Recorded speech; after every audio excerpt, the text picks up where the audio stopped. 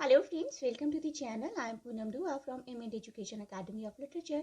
Today we are here to discuss chapter 7 of the book Individual and Society.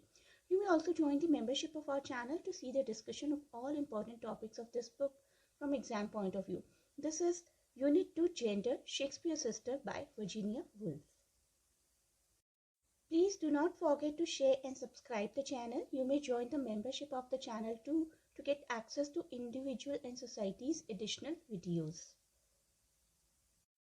आइए जानते हैं अपनी writer के बारे में। Adeline Virginia Woolf English writer थी, one of the most important modernist of 20th century authors and a pioneer, a pillar in the use of stream of consciousness जिसमें कि हमें कैरेक्टर्स के कैरेक्टरिस्टिक और उनकी स्टोरी दिखाई जाती है उनके माइंड की थॉट्स के through. She was a master of this technique stream of consciousness, born 1882 and died 1941। अब देखते हैं what is this Shakespeare sister. Shakespeare की तो रियलिटी में कोई सिस्टर थी नहीं। This is an imaginative sister created by Virginia Woolf. किस तरीके से वो हम इस वीडियो में पढ़ेंगे। अ रूम ऑफ वंस ओन, ये एक पूरा लेक्चर है वर्जीनिया वुल्फ के द्वारा दिया गया। And her thesis is that a woman needs money and a room of her own if she is to write fiction. एक फीमेल अगर अच्छी फेमस राइटर बनना चाहती है तो उसको थोड़ी सी मनी और थोड़ी सी फ्रीडम, अपना खुद का एक रूम चाहिए होता है। A room of one's own was based upon papers presented by Woolf at Newnham and Girton, both women's colleges at Cambridge। तो रूम ऑफ वंस ओन का ही एक चैप्टर है शेक्सपियर सिस्टर। और रूम ऑफ वंस ओन क्या है? ये एक lecture है जो उन्होंने प्रेजेंट किया था बाय न्यूनहम एंड गिर्टन कॉलेज में, जो कि वुमेन्स कॉलेज है कैम्ब्रिज में। रूम ऑफ वंस ओन 1929 में डिलीवर किया गया एक लेक्चर है एंड एक्सप्लोर्स दी plight, दयनीय दशा of women in society in England during 15th and 16th century। Females का क्या हाल होता था, क्या कंडीशन होती थी, किस तरीके से उनके टैलेंट को दबाया जाता था, यही सब उन्होंने इस लेक्चर में एक्सप्लेन किया है। वर्जीनिया जी हमें बताती हैं इस पूरे लेक्चर में कि किस तरीके से फीमेल्स को सब्जुगेट किया जाता था, उनका दमन किया जाता था। They were considered secondary and all privileges were with men. उनका ये एक्सट्रैक्ट इसी डिसअपॉइंटमेंट के साथ शुरू होता है कि why she is not being able to find concrete reason for the poor plight of women. Females की इतनी दयनीय दशा जो रही है उसका कोई रीज़न क्यों नहीं है। And world seeks answer to her question from the historian. History में जाकर वो अपने आंसर को ढूंढना चाहती हैं और वो अपनी अटेंशन को टर्न करना चाहती हैं क्वीन एलिजाबेथ वन के टाइम पीरियड की तरफ। एलिजाबेथ वन जिसको कि उनके टाइम पीरियड को गोल्डन पीरियड ऑफ लिटरेचर माना जाता है, फिर भी वो कहती हैं कि क्यों नहीं हमें कोई फेमस फीमेल राइटर्स मिलती उस टाइम की।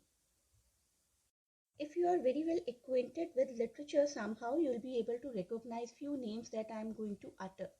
हमारी राइटर थोड़ी सी पजल हैं कि इतने सारे मेल राइटर्स रहे, इतना ग्लोरीफाइड, इतना गोल्डन पीरियड रहा लिटरेचर का, और हम लोग क्या नाम सुनते हैं? Philip Sidney, Edmund Spenser, Christopher Marlowe, William Shakespeare.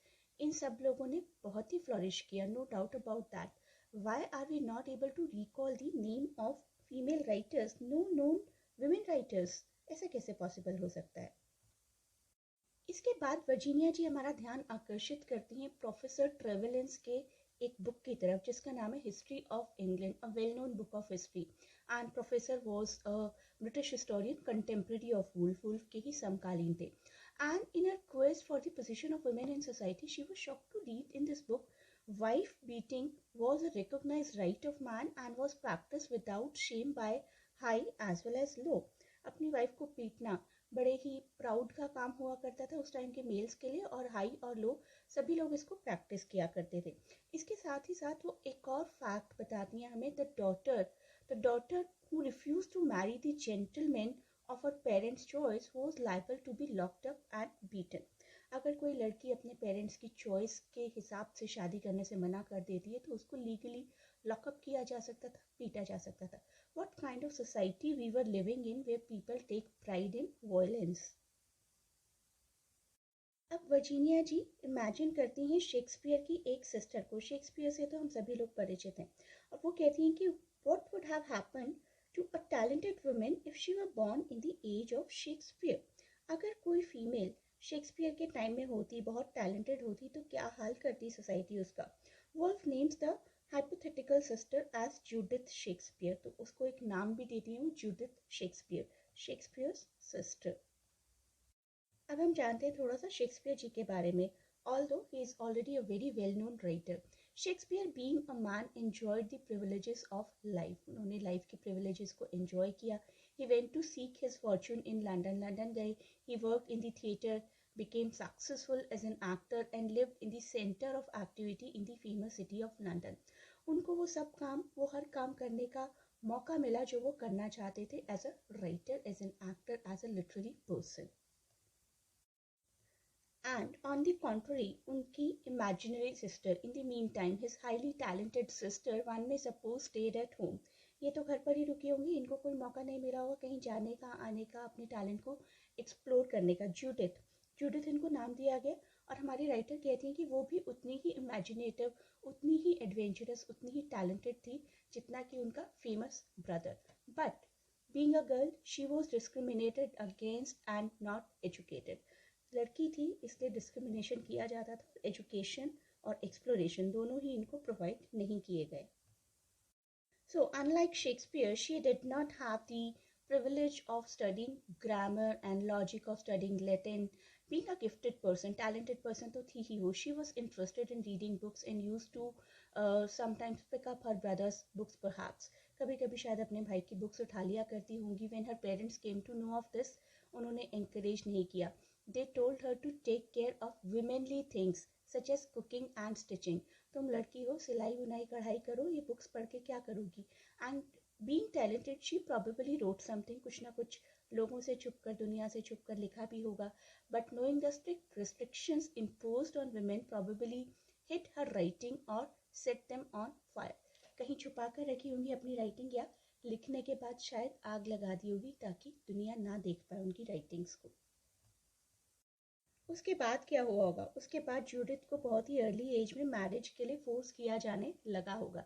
लड़की कहीं बिगड़ ना जाए, ज़्यादा पढ़ लिख गई तो इससे अच्छा उसकी शादी करवा देते हैं. And as was the custom, उसके फादर ने उसकी पिटाई की होगी, फोर्स किया होगा. और उसके फादर एक टाइम पर फिजिकल पनिशमेंट दे देकर थक गए होंगे और बाद में emotional force, emotional blackmailing apply की होगी. Driven by such external pressures, Judith ran away from home to London. तो बच्चा क्या कर सकता है? या तो अपने पेरेंट्स के आगे झुक जाए, अपने पेरेंट्स की मर्जी से शादी कर ले, या फिर अपने पैशंस को परस्यू करने की पूरी कोशिश करे. तो हमारी जूडिथ ने यही किया. She ran away from home to London. हमारी जूडिथ के पास म्यूजिक की बहुत अच्छी सेंस थी, as well as taste for the theatres like her famous brother. अपने भाई की तरह ही थिएटर में भी बहुत अच्छा इंटरेस्ट था. And when she expressed her desire to act, men laughed at her, not only men but the whole society, because she lived in an age whereby women's individual talents were greatly suppressed. एक female अगर talented है तो पूरी society मिलकर उसको दबाने में लग जाती है. And she was expected to be confined to the four walls of her home. उसको पूरी तरीके से फोर्स किया जाता था कि तुम तो सिर्फ घर की चार दीवारी में ही रहो, बाहर की दुनिया तुम्हारे लिए नहीं बनी है.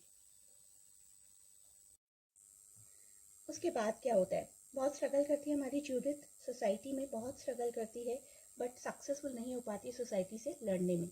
एंड वन पर्सन जिसका नाम है Nick Greene, Nick Greene the actor manager, takes pity on her. तो एक एक्टर मैनेजर को उस पर दया आ जाती है और उसके बाद वो सपोर्ट करना शुरू करते हैं, और सपोर्ट करने के नाम पर ही एक्सप्लॉइट करना भी साथ साथ शुरू कर देते हैं. An actor manager named Nick Greene becomes friendly with her, shows love to her, sympathy to her, and one day she finds herself pregnant. A woman of genius in Shakespeare's time was prone to exploitation by men, by society, by family. Judith was ultimately led to commit suicide as she was a woman of talent out of synchronization with the society. उस society के साथ वो synchronise नहीं कर पाई, talented होते हुए भी जिसमें वो उस वक्त रहती थी. Any women who had extraordinary talent in the 16th century, 15th century would have either gone crazy or committed suicide. तो हमारी वर्जीनिया जी कहती हैं कि उस टाइम में टैलेंटेड होना ही अपने आप में एक अभिशाप था, एक पाप था. या तो वो फीमेल पागल हो जाएगी, या फिर सुसाइड कमिट कर लेगी, या फिर अपने आप को बिल्कुल अकेला कर लेगी. आप में से अगर किसी ने पैराडाइज लॉस्ट पढ़ा है तो उसमें एक इंसिडेंट आता है जिसमें ईव एप्पल खा लेती है सेटन के भड़काने के बाद, और उसके बाद एडम भी उस एप्पल को खा लेते हैं. लेकिन somehow It has been told in Paradise Lost that Eve was morally and intellectually lesser than Adam. Eve को कहीं ना कहीं एक लोअर स्टेटस दिया गया इन कंपैरिजन टू एडम, और वही स्टेटस हम लोग आज भी कैरी करते आ रहे हैं।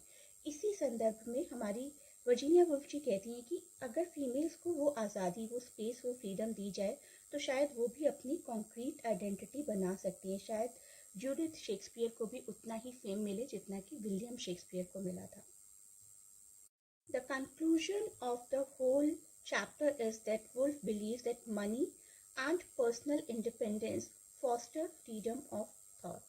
थोड़े से पैसे, थोड़ी सी independence, freedom of thought develop कर सकती हैं किसी भी फीमेल के अंदर, और उनकी पर्सनालिटी भी एनहेंस हो सकती है like any other male nearby them.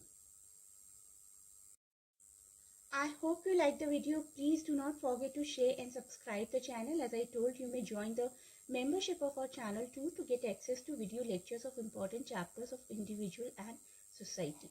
Thanks for watching and best of luck for your exams.